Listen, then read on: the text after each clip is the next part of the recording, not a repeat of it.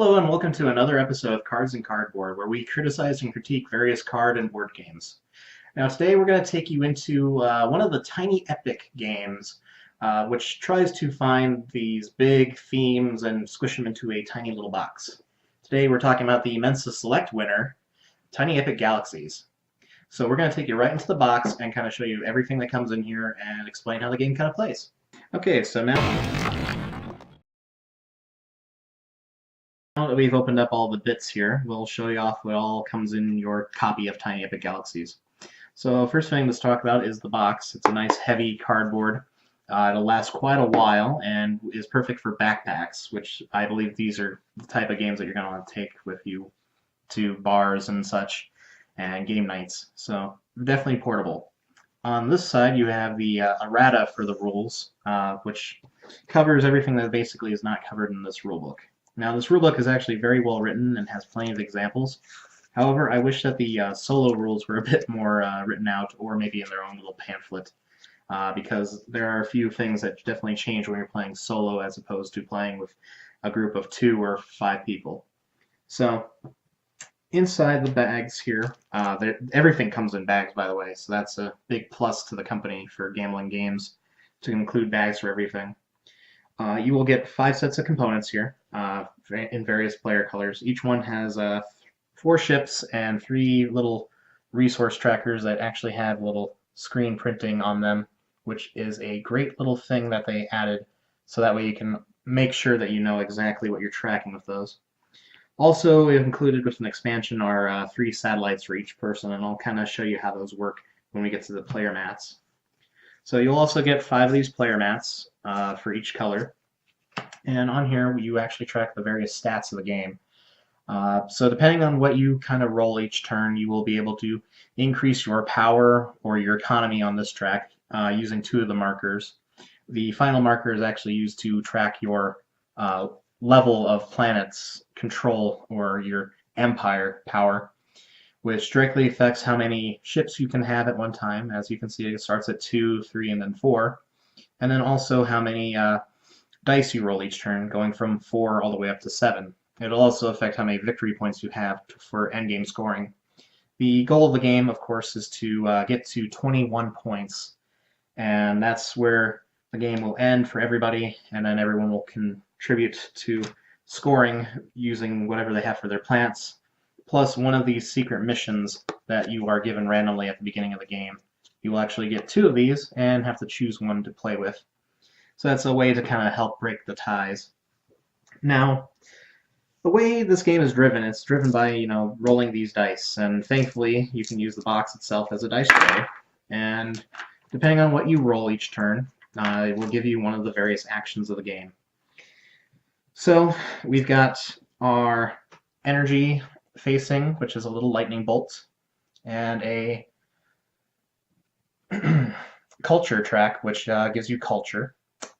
Then you have 2 things that help you advance planets here. You've got the diplomacy and the economy facings, if I can find that.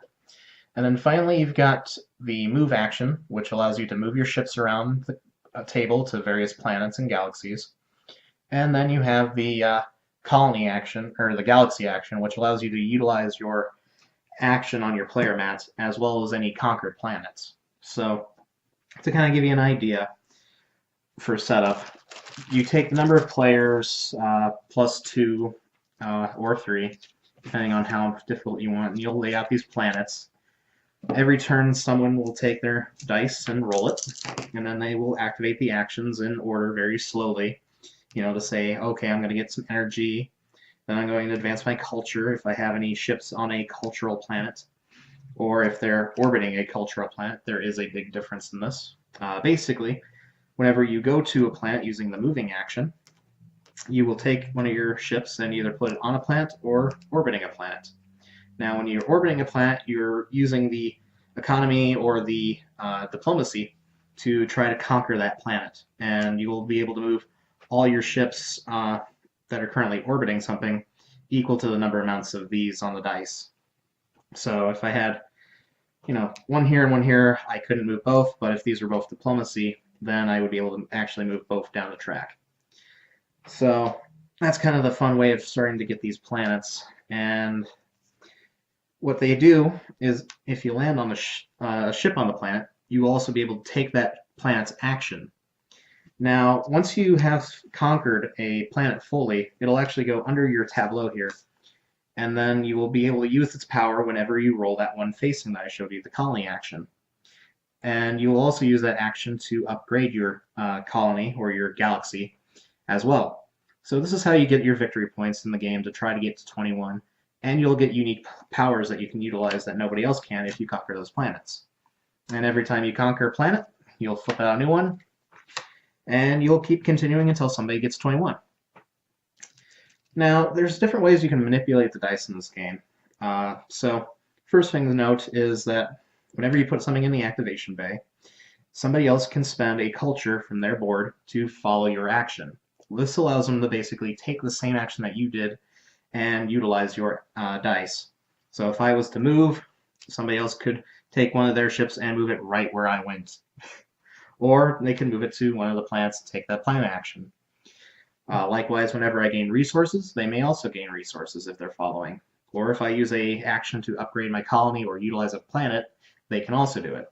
So that's kind of one of the interesting things in this game that you're going to want to balance a lot, is how much culture you have and how much you're following up other people on their actions to better, influence your planets and get more points towards the end game.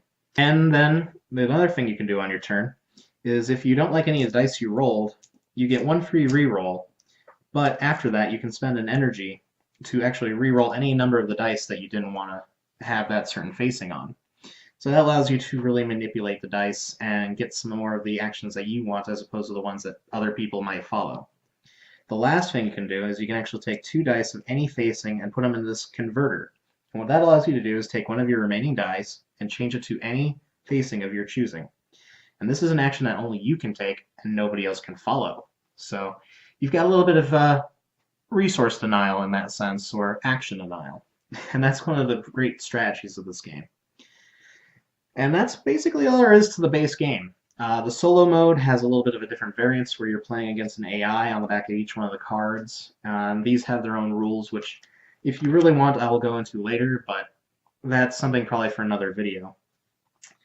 Now, I got the Kickstarter edition, which came with these secret weapons and these satellites. Now, these are very important for expanding your replay factor in the game. What you'll do is actually at the beginning of the game, you'll get a number of satellites on your player board when you're playing, and when you reach those levels, you will put one of these satellites onto a planet. And whoever gets to the end of a planet and conquers it will gain that satellite for future use. Now that's where the super weapons come in. Now every time somebody uses one of these satellites on a super weapon, they get to basically get a special ability that's going to hurt other players or benefit them in some way. Now as you can see here, this one says perform any 2 actions. That one basically allows you to just get more actions. That's perfect to do. However, these super weapons are also very easy to destroy and can also be done with diplomacy or economy actions. And when they're destroyed, whoever gets the satellites off of them basically gets extra energy. And if you don't utilize these satellites, they're just worth extra victory points at the end. And when you destroy a super weapon, it's also worth 2 points. So it's another way to play the game, and it gives a lot of variance to the game where people kind of make little hedge bets and contribute towards some sort of massive way of playing the game that is something other than using just the planet actions. Basically, whenever you would take a move action or something, you can always utilize this satellite for one of these cards. Otherwise, it's just another spare point towards the end game scoring, not towards the 21 points you need in order to win the game. So that's pretty much all that comes in the box. So we're going to take you right out of here and go right into final thoughts. Okay, so now that we've gotten you back out of the box here, we're going to show you what I think about the game in our final thoughts section here. So the way we break this down is we have various levels of how we kind of rate the games, starting with the rulebook. So the rulebook, I very much liked how well written it was, and the fact that it came with the little expansion rulebook along with the cards that it came with, and also the fact that the bottom of the box also has rules clarifications for many of the things that will happen when you play this game. So pretty much it was very well written. There was plenty of examples given as well. I would say this is a solid 8 rulebook. There was a few little nitpicks in there. I kind of wish the errata wasn't in the box, so I had to keep referring to the box every now and then. That's kind of just the most nitpicking there can be on that. And the solo rules themselves could have been written a little bit less confusingly. There was a few little fiddly bits in there, especially when you're dealing with the fact that they're on the back of each of these player cards. You gotta really understand what you're doing before you go into there for each of the special rules that goes into the solo scenarios. But if you're playing it on the, 2 to 4 or 5 player, if you have the full set game modes, it is very much a clean, elegant system, and that's probably one of the reasons why I got the Mensa Select. Gives you a lot of choices for your actions, and we'll get into that when we get to the mechanics. So, our next section is artwork. Well, these planet cards are very well written. The graphic design is pretty. As you can see, you can clearly make out everything on these cards, as well as the activation bay card and your player aids as well, including the backside row Galaxy ones. So you've got everything there is just very sound with its graphic design, from the tokens to the dice to the cards. Artwork is a solid 10 for this. I had no confusion after reading the rulebook how everything works together. And using the various bits of the game that all come together in this elegant graphic design. So that brings us to our next little area that we like to cover, which is the gameplay mechanisms. The gameplay itself, well, I've played things like Race to the Galaxy once or twice, and Roll for a Galaxy.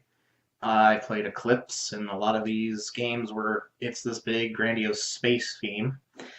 This is not a 4X in many senses. I guess it kind of is, in a way, a very small 4X, because you are exploiting planets after you collect them. But this feels a lot more like the Race and Roll for the Galaxy kind of style game, where you are using these actions to try to conquer planets and do that as quickly as possible to get the most number of victory points. And, playing with 2 to single to 5 players, this game scales exceptionally well. Scott Alms is actually very good about this. We reviewed a game of his earlier called Harbor, which also had really good scaling elements to it. This is no exception. Everything you do in this game is very much a succinct system. You get that once per turn dice roll, which helps mitigate bad luck. If you want to do a hard mode game, actually remove that and make people pay for every reroll. That's kind of a fun little thing that we've tried out once or twice, and it depends on what group you're playing it with.